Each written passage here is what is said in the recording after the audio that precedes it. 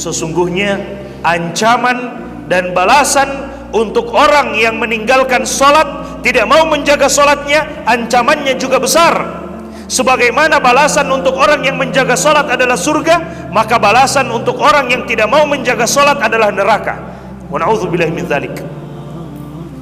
Allah Subhanahu wa taala mengatakan, fa khalafa min ba'dihim khalfun adha'us salata wattaba'us syahawat fasawfa yalqawna ghayya. Kata Allah Subhanahu wa taala setelah menyebutkan para nabi yang mulia di dalam surat Maryam, Allah Subhanahu wa taala kemudian mengatakan setelah para nabi tersebut datanglah satu kaum yang datang setelah para nabi. Apa ciri-ciri mereka? Allah Subhanahu wa taala katakan adha'us shalah, mereka suka menyia-nyiakan salat, mereka suka meninggalkan salat, mereka tidak mau memperhatikan salat, mereka anggap salat ini hanyalah main-main. Mereka anggap salat itu tidak lebih penting daripada gaji dan penghasilannya. Wattaba'us syahawat, dan mereka lebih mementingkan apa yang diinginkan oleh hawa nafsunya.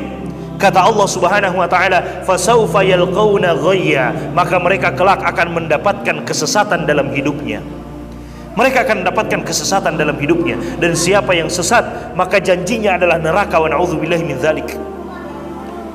Mereka akan mendapatkan kesesatan, tidak tahu arah. Mereka akan dapatkan kesesatan dalam hidupnya, meskipun mungkin gajinya berlimpah, penghasilannya berlimpah, tapi tidak ada keberkahan di dalamnya. Mereka tidak akan rasakan keberkahan di dalamnya. Kenapa? Salat mereka tinggalkan. Allah Subhanahu wa taala katakan, "Famanittaba'a hudaya fala yadhillu wa la yashqa." Siapa yang mau mengikuti petunjuk hidayahku, maka dia tidak akan tersesat dan dia tidak akan menderita, kata Allah Subhanahu wa taala. Waman a'radu an dzikri, tapi siapa yang mau berpaling dari peringatanku, siapa yang mau berpaling dari Allah Subhanahu wa taala, fa inna lahu ma'isyatan dongka, maka baginya kehidupan yang sempit. Wa nahsyuruhu yaumal qiyamati a'ma, dan dia akan dibangkitkan pada hari kiamat dalam keadaan buta. Padahal dulu di dunia dia bisa melihat, tapi di hari kiamat dia dibangkitkan dalam keadaan buta. Maka orang ini mengatakan, qala rabbi lima hasyartani a'ma wa qad kuntu basira. Wahai Allah, kenapa engkau bangkitkan aku dalam keadaan buta, sementara dulu di dunia aku bisa melihat? Maka Allah Subhanahu wa taala mengatakan, qala kadzalika atatka ayatuna fanasitaha wa kadzalika al-yauma tunsa. Demikianlah dahulu telah datang ajakan-ajakan kami, telah datang ayat-ayat, telah kami turunkan ayat-ayat untuk mengajak kita beribadah kepada Allah. Telah diturunkan ayat-ayat untuk mengajak kita sholat. Telah diturunkan ayat-ayat untuk memberikan ancaman bagi orang yang meninggalkan sholat. Kata Allah Subhanahu wa ta'ala, fanasitaha, tapi engkau melupakannya. Maka apa balasannya? Wa kadzalikal yauma tunsa, maka pada hari ini pun engkau dilupakan. Maka pada hari ini pun engkau dilupakan. Jemaah sekalian, ketika kita meninggalkan Allah, ketika kita tidak mau sholat, padahal sholat itu adalah bentuk kita ingat kepada Allah Subhanahu wa ta'ala. Ketika azan dikumandangkan, hayya 'alas shalah, ayo kita mendirikan sholat. Hayya 'alal falah, ayo kita menuju kepada kemenangan. Kemudian kita lupa dengan Allah, kita tidak mau ingat dengan Allah Subhanahu wa ta'ala. Kelak balasannya pada hari kiamat, Allah juga akan melupakan kita. Wa na'udzubillahi min dzalik. Allah akan melupakan kita karena kita di dunia melupakan Allah Subhanahu wa ta'ala. Balasannya al-jaza'u min jinsil amal, balasan sesuai dengan apa yang kita lakukan. Kalau kita lakukan baik, maka kita akan dapatkan baiknya, balasan yang baik. Kalau kita lakukan buruk, maka kita akan dapatkan balasan buruknya. Kita meninggalkan sholat, maka balasannya Allah juga akan meninggalkan kita. Kita menjaga sholat, maka balasannya juga Allah akan menjaga kita. Jamaah sekalian yang dimuliakan oleh Allah Subhanahu wa ta'ala. Kemudian Allah Subhanahu wa ta'ala berfirman di dalam Al-Quran, menceritakan tentang orang-orang kafir yang dilemparkan ke dalam neraka. Setelah mereka dilemparkan ke dalam neraka, Allah Subhanahu wa ta'ala kemudian bertanya, ma salakakum fi saqar, wahai penduduk neraka, apa yang menyebabkan kalian dilemparkan ke dalam neraka saqar? Maka mereka menjawab, qalu lam naku minal musallin. Mereka mengatakan, karena dulu di dunia kami tidak termasuk orang yang menjaga solat.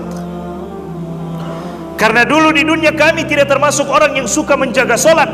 Kami lebih pentingkan gaji kami lebih pentingkan penghasilan kami daripada solat. Hubungan kita dengan Allah Subhanahu wa ta'ala, berapa gaji kita, itu pemberian dari Allah Subhanahu wa ta'ala. Dan Allah Subhanahu wa ta'ala mampu memberikan sesuatu yang lebih besar daripada itu. Tapi kadang kita lupa, Allah sudah memberikan gaji kepada kita, Allah sudah memberikan penghasilan kepada kita, lalu kita lupa dengan yang memberikan itu. Kita lupa dengan Allah Subhanahu wa ta'ala yang memberikan itu kepada kita semuanya. Bapak Ibu jemaah sekalian yang dimuliakan oleh Allah Subhanahu wa ta'ala, persoalan sholat ini adalah persoalan yang sangat besar.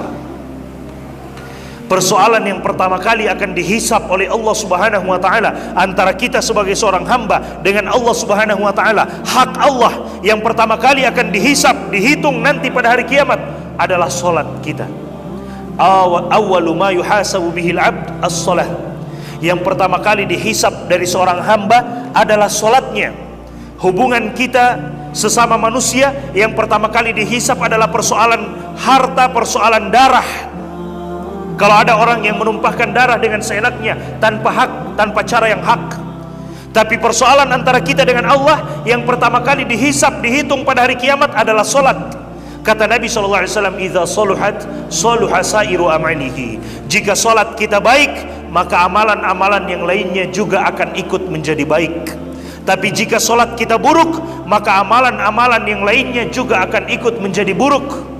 Karena solat dapat mencegah kita dari perbuatan yang keji dan perbuatan yang buruk. Inna salata tanha 'anil fahsya'i wal munkar. Sesungguhnya solat ini dapat mencegah kita dari sesuatu yang buruk. Kalaupun kita terjatuh, maka dengan solat itu kita akan dibuat bisa kembali kepada Allah Subhanahu wa ta'ala, bisa langsung bertaubat kepada Allah Subhanahu wa ta'ala. Kenapa? Karena kita menjaga solat kita. Jaga solat Bapak Ibu jemaah sekalian. Dunia ini sementara, tidak ada yang tahu kapan kita kembali kepada Allah Subhanahu wa ta'ala. Sementara semuanya. Mungkin kita sudah mendengarkan ada orang yang telah meninggal, dia sudah pergi, tinggal mempertanggungjawabkan apa yang telah dia lakukan dan tidak mungkin dia kembali lagi. Seandainya ada manusia yang meninggal kemudian bisa kembali lagi, maka kita bersantai-santai hari ini karena kita yakin kita bisa kembali lagi. Tapi itu tidak mungkin. Tidak mungkin jika kita sudah dipanggil oleh Allah, tidak mungkin kita kembali lagi. Tidak mungkin kita kembali lagi. Dan sebelum Allah memanggil kita, maka Allah memberikan kesempatan kepada kita untuk silakan solat, silakan beribadah, berbuat ketaatan kepada Allah Subhanahu wa ta'ala sebelum datang waktunya Allah memanggil dan kita tidak bisa untuk menolak hal tersebut. Bahkan jika ada di antara kita yang mampu membangun satu bangunan yang sangat kokoh untuk melindungi dirinya dari malaikat maut, niscaya tidak akan mampu. Kata Allah Subhanahu wa ta'ala, walau kuntum fi burujim musyayyadah, meskipun kita berada di dalam tembok-tembok yang kokoh, di dalam istana-istana yang kokoh untuk melindungi diri kita dari kematian, tidak mungkin kematian akan mendatangi kita. Kematian akan mendatangi kita, tidak mungkin mereka bisa menjauh dan lari dari kematian tersebut.